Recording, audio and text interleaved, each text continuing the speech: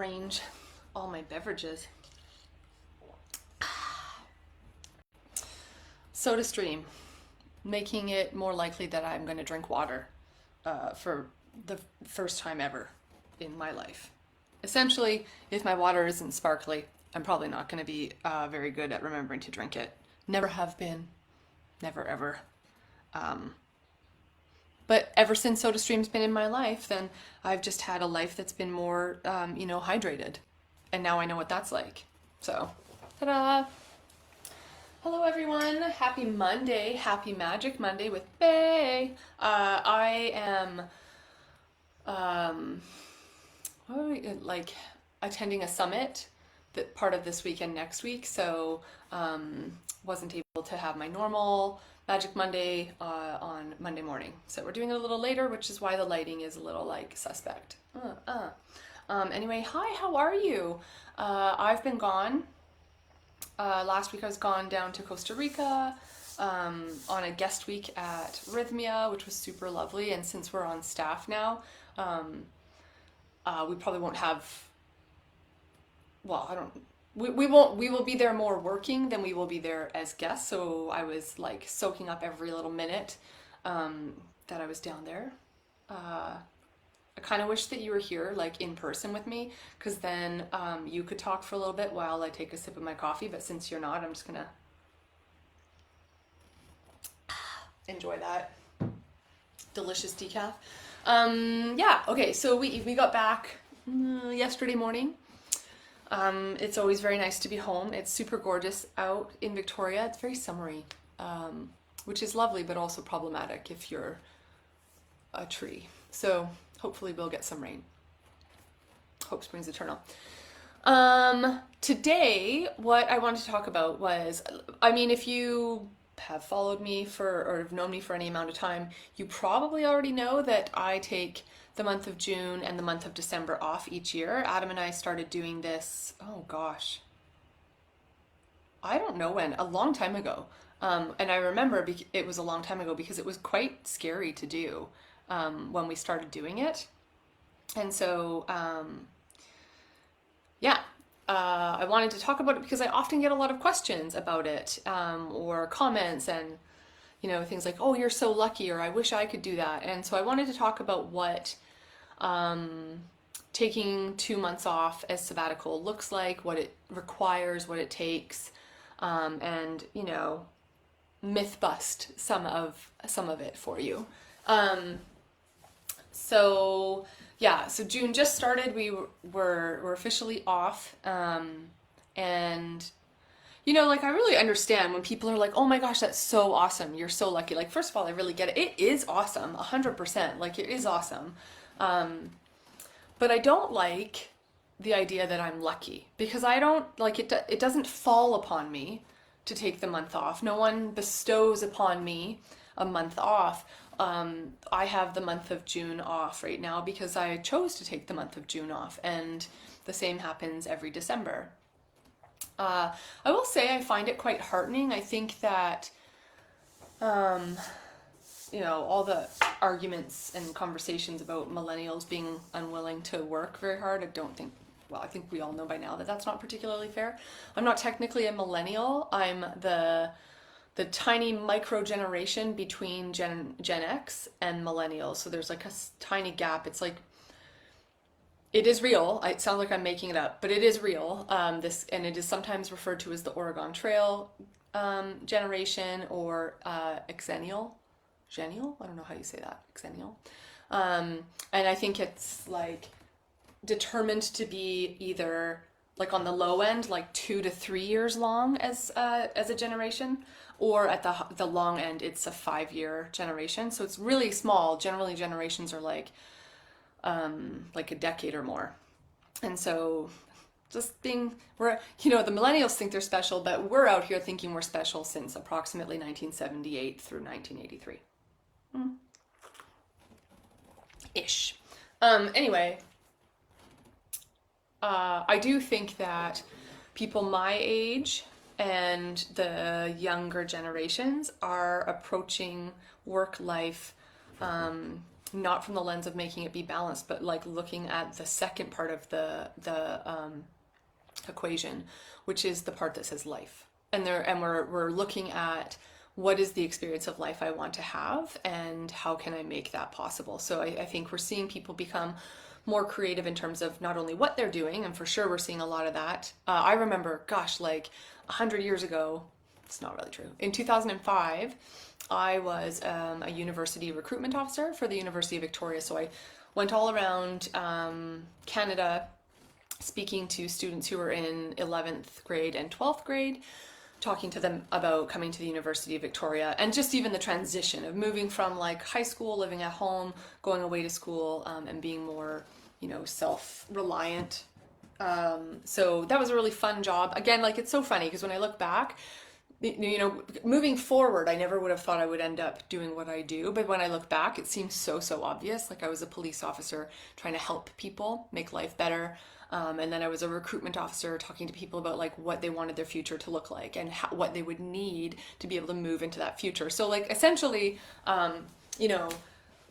it's possible that coaching was always in the cards for me. I was just the last one to find out. And so when I was a recruitment officer, I remember being, I wasn't that far off of, being in 12th grade myself and remembering how overwhelming it was to contemplate, like, choosing what you're going to do for the rest of your life, which is so funny because, like, you don't have to choose that, obviously, when you start university. You don't have to choose that really ever, You might want to choose a direction for a period at least, but, like, essentially the pressure that is on kids who just, they can't possibly fathom what the world might hold. They couldn't in the 90s, they couldn't in the aughts, and they surely can't now. One of the things we would tell these kids as they grappled with what to major in was, one, you don't need to know. You just have to go to school. Just go, you're 18 years old, go to school, meet some people, learn some stuff, live some life, take everything that's interesting to you. You don't have to declare a major until your second year, so you've got time to really experiment and try things out. And then, a lot of them were like, oh, but I have to find a job, right? So this idea that your degree should lead to a job. Now, obviously, if you go and get a degree or go to college, ideally, as you're moving through the path of being a student, you're likely finding out what your interests are, where your skills lie, and hopefully where your skills and talents lie and where your interests lie intersect. And then you might be deciding on a path for yourself moving forward. Not always the case, but perhaps. But there really is that belief, and I think it's instilled by the parents, certainly when I was a recruitment officer, which was, almost 20 years ago now, so things are different now, but it was starting, that the parents who were, 2-3 decades out of school, they had a very outdated idea of like what school should be, or like what you study and how that turns into a career, or even what a career looked like. So a lot of the time we were talking to people saying, look, like you don't need to know, because I promise you that from the time you start school to the time you graduate, there will be jobs available that we cannot even imagine right now. And that is so true, right?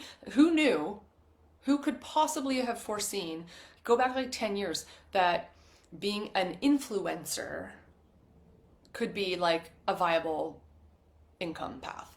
No one knew that, right? Some celebrities did it, but nobody else. And so, anyway, the long and short of it is, I think that those younger generations, going back to like approximately the late 70s and onward, are really looking at how to create life differently, and they're unwilling to, chain themselves to a desk or in a cubicle and work their lives away with the hopes that they'll be able to enjoy their retirement. Retirement looks like something that might be very different than it did for our parents and our grandparents, right? So the tides are changing and people are changing too. And so why am I talking about all this? Well, because Adam and I decided to take the months of June and December off as sabbatical for a number of reasons. One, because we wanted to, because taking 2 months off in a year is awesome, because it seemed unheard of to take a month off, let alone 2 months off, because it seemed challenging and outside of our comfort zones. And we're committed to doing that work because we stand by and for our clients who are doing the same thing. And so all of those reasons and more. So some of the other reasons that I'll explain is that the work that I do, the work that Adam does, requires that we do a lot of standing for people and supporting people. And that means we stand for people even when their survival mechanism gets triggered and they're throwing a bit of a tantrum, even when they feel like it's impossible, even when they're in, you know, a slump, or they feel like they're in a slump, they're really just in a plateau, or they're having a hard time, you know, or if someone's survival mechanism, typically people's survival mechanism, typically when people get triggered, you know, the central nervous system responses, right? So like you have fight, flight, freeze, fawn. Is there no fight and flight, freeze and fawn? Are there 4 or 5? I'm having a moment, guys. Still not totally caught up in my sleep from a week of ceremony. Right, so typically what that looks like is that people, when they get triggered, they either tend to attack outwardly, like they're going to take it out on you, or they attack inwardly, which means they take it out on themselves. So they're hard on themselves, they're critical, they might be self-loathing. And so we're standing and holding space for our clients while they go through all of it. And that takes a toll, you know, that's not free. That I'm not complaining, I love doing it. And it's taking this month off gives us an opportunity to like stop and like plug in our batteries and really go for a solid, good charge. It's also, so in June, we've wrapped up a 9-month run with the Forge, which is the leadership training. Oh my goodness, the executive. No, it's not that. We keep talking about what we're gonna name. Like it's called the Forge, and it is essentially it's a leadership mastery program.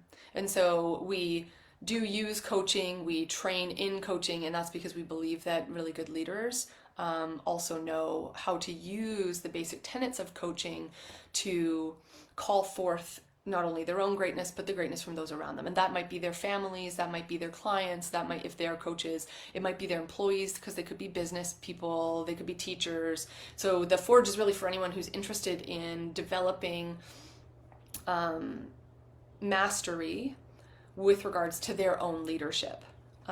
And so that's a pretty intense program. It's grown every year, and that definitely takes a toll on us as well. So by the time June rolls around, we're kind of like, we are ready for a nap. And so, yeah, for all of those reasons, we take the time off. And you know, I have lots of people say to me like, oh my gosh, you're so lucky. And I really get it, because we live in a culture where we have, you know, prioritized hustle and grind, and where it is unusual in the normal scheme of things to take a month off, or to really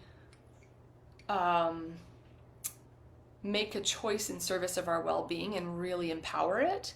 That is unusual, you know, like we live in a capitalistic society, and in order to stay afloat, you got to keep your head above the water, right? And so that means often for a lot of us working really hard all the time, trying to get somewhere, trying to create something, you know. And depending on where you live or what you do, you know, maybe you get 2 weeks vacation, maybe you don't get any paid vacation, maybe you get, yeah, like just a very little amount of time off. And that's really normal in North America. So it's a little more normal for people to take time off in other parts of the world, especially Europe. And I think the UK too, but definitely Europe gets a really good amount of time off. And these are cultures, I think, like France and Italy, that really prioritize the experience of life and la vie est belle, right? Like the idea that life is beautiful and that we are meant to enjoy it as opposed to work every moment away. And so to embrace that over here, it really takes something. So when someone says that I'm lucky because I get a month off, I understand where they're coming from. And it also kind of like gets my hackles up a little, because I'm not lucky. Nobody gave this to me. Nobody gave this to Adam. We're self-employed. If we choose not to work, we don't get paid. I remember the glorious days of being employed. I worked for the government, so I worked for the federal government and the provincial government. Notorious for like decent vacation, well, pretty minimal vacation time by my standards, but you know, you got vacation, paid vacation, etc. And I remember being, you know, off when I was getting brave enough to travel, because I wasn't brave enough to give myself what I wanted for a really long time. And I remember when I first started, and we went to France, and I think we were in Bordeaux, and I checked my bank account because after a week in France, you need to check your bank account. And saw that my paycheck had gone in, and I'm like, this is amazing. I've gotten paid, and I've just been gallivanting around France, and I'm not done gallivanting yet. Like, this is so amazing. And so, like, that's not what happens when you're self-employed and take a month off. When you're self-employed and take a month off, like, you don't get paid. And so, the idea that I'm lucky makes it sound like this is something that has come to me or been gifted to me, as opposed to something that I've created and chosen, and that those choices and decisions are easy, and they're not, because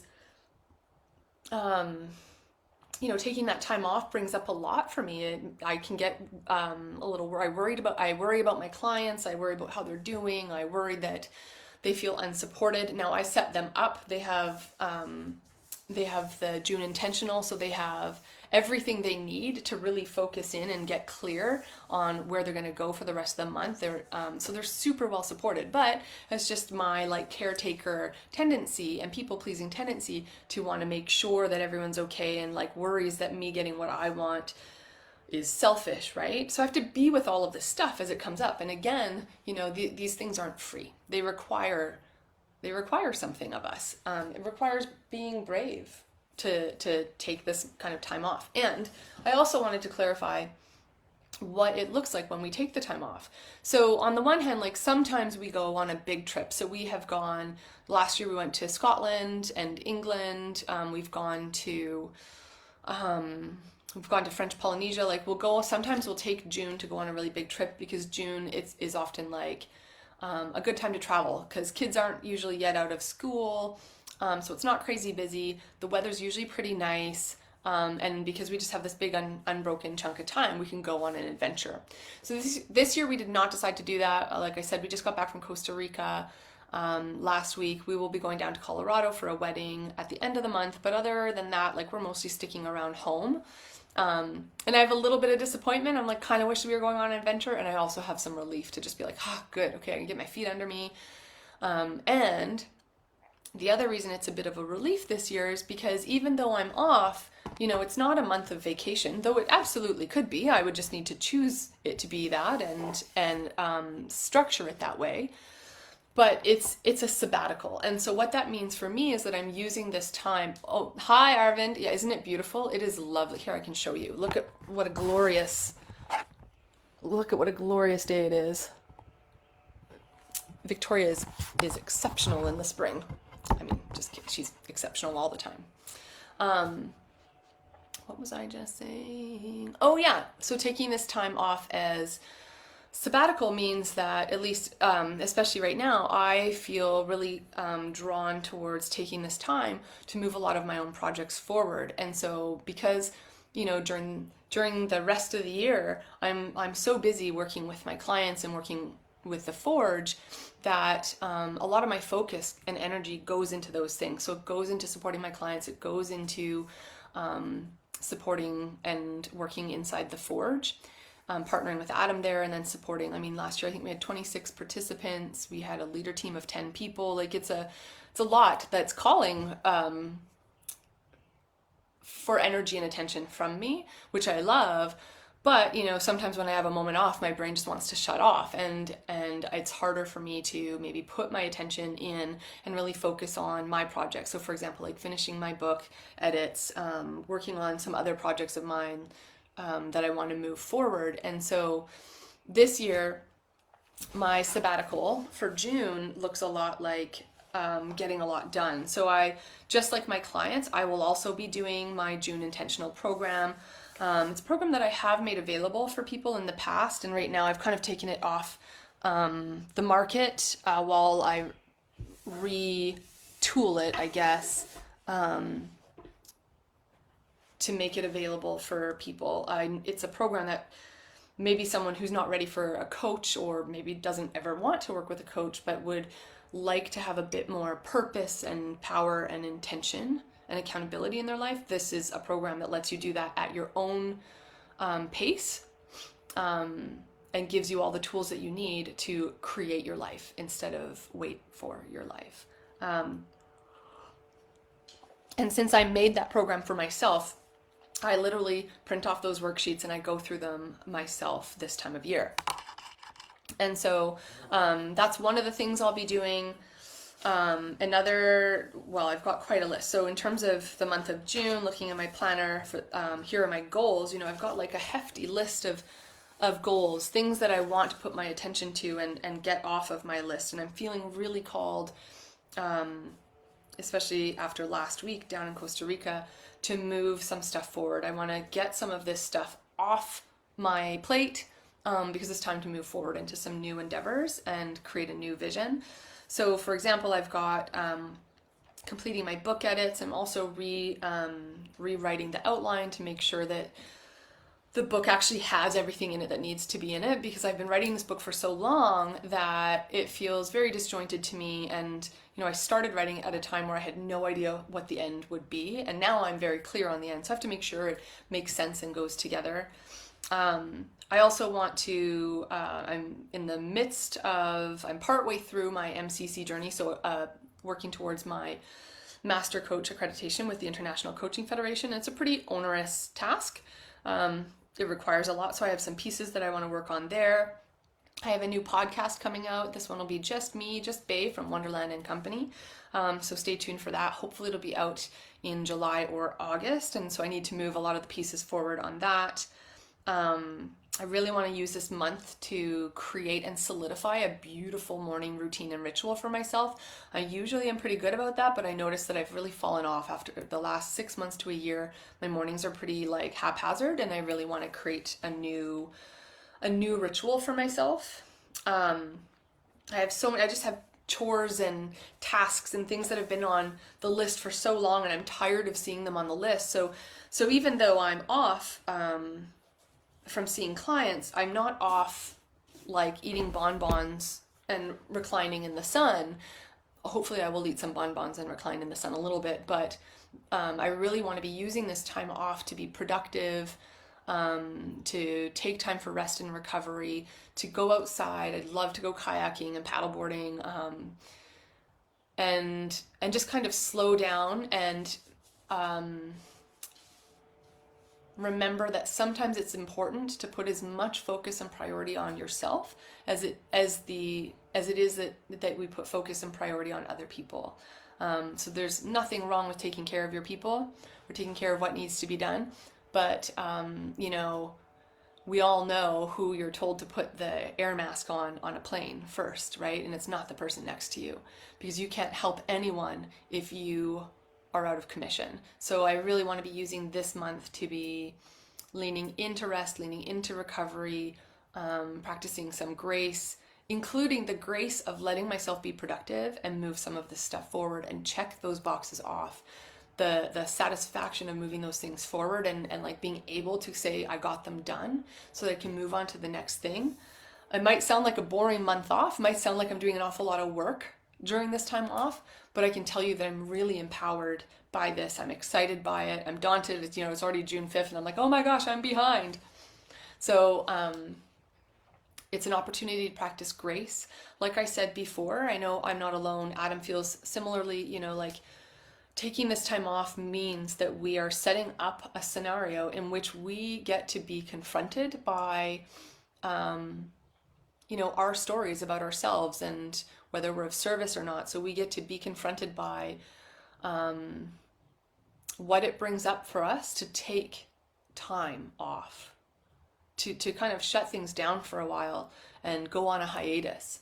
And so the reason that's so important is because we coach people all the time around moving outside of their comfort zone, right? So this is us practicing doing that same thing. So getting supported myself, working with my coach, like taking the time to really focus in on my vision and get clear for what the rest of the year is going to look like. Adam and I we're going away this weekend. We just got home yesterday morning, but we're leaving on Friday. We're still here on the island. We're just going to go up to Ucluelet, which is close to Tofino. And if you don't live here, these places probably don't mean anything to you. If you do live here, you're like, ooh, lucky. I know, right? It's a beautiful part of Vancouver Island. It's on the westernmost coast of the island, about halfway up the island. It's an insanely beautiful place. right in the midst of like the Carmana the rainforest. Is just absolutely beautiful. So we'll be by the water, and we're going to spend this time really digging into what the forge is going to look like in the year ahead. There's definitely some changes coming that are really exciting and challenging at the same time. And we also have some, personal life projects that we need to take a look at and get aligned and figure out how to move forward. So yeah, that's what it looks like, at least over here, taking a month off this time. It looks different every single time. It doesn't look like a grand adventure and gallivanting off into the sunset. Like I said, I kind of wish we were. I miss it. I can't believe that this time last year we were like still in Scotland. We just renewed our vows in a crumbling cemetery in the Highlands near the Isle of Skye. Like, it's amazing to me how quickly a year goes, and so taking this time off so that we can intentionally plan, what comes next is really, really important. So hopefully that makes sense. I kind of wanted to share it because a lot of the times I find out from people that they are really curious about what it's like to be an entrepreneur, what it's like to be a coach, or what my life looks like. And a lot of the times it's really easy. I think you can follow my Instagram feed and notice that I'm in Costa Rica a lot, which I am, and I'm so blessed to get to do that. And like I work down there, so as amazing as it is, and it truly is, and I consider myself absolutely blessed and fortunate to get to include that in my life, behind the curtains, it's not all just vacation. It's not all just adventures and trips and time off. It's a lot of work. It's simply that what work looks like can be very different from what we're used to. And my life is, again, I think that I'm lucky. I think this would drive some people crazy, but my life and my work is multifaceted and many varied. So it can look quite different from time to time, depending on where I am and what I'm doing and what time of the year it is. And so, yeah, hopefully it was interesting for me to pull back the curtain. I know I'm doing this a little later, so people are either asleep or, just zoning out on their Monday afternoon. But if you have any questions, anything that I haven't answered, that you would be curious about when it comes to what it's like to take a month off or what it takes, I'm more than happy to answer and give you my 2 cents. You just have to let me know. So write it in the comments and I'll be happy to respond anytime. And otherwise, I hope you have a beautiful, magical week, and I will talk to you real soon. Bye.